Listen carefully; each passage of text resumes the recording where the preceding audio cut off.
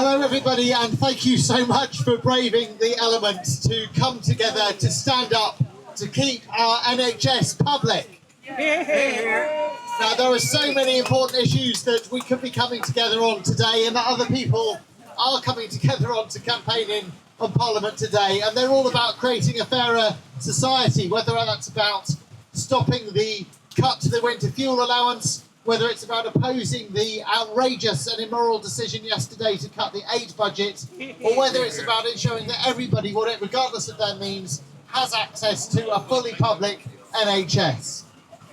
So we stand together today for a publicly and properly funded health service.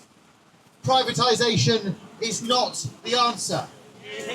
We've seen life-threatening waiting lists, patients languishing on corridors, an outdated and insecure IT system, crumbling buildings, dentistry deserts, and the list goes on.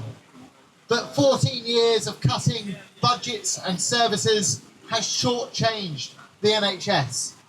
But the answer is not to go back to more PFI, more privatisation of services. The solution lies in the founding principles of our precious health service. We need a public service for patients, not for profit. Yet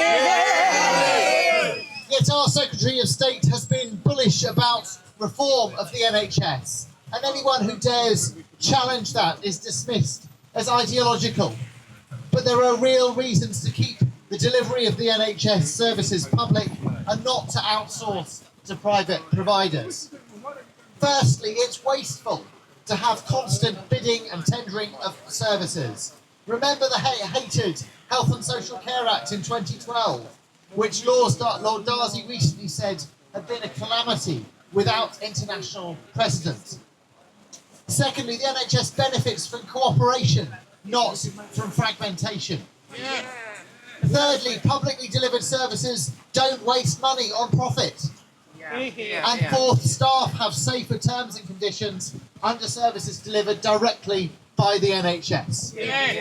And we know that staff retention is already an issue in a desperately overstretched service. So undermining their job security disrespects them and would just aggravate that problem. So let's stick to the founding principles of the NHS and put patients first.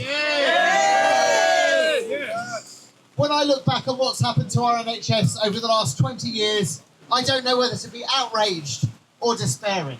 Both. This is not what our grandparents had in mind when they fought for the NHS. We can still have an NHS based on those founding principles.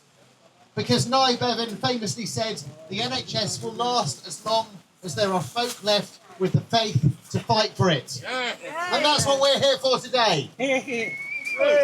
People will fight for something which they believe in because it delivers for them and for their families. So I say to the Secretary of State, it's time to listen to the NHS staff who make clear that outsourcing diminishes the availability of NHS staff.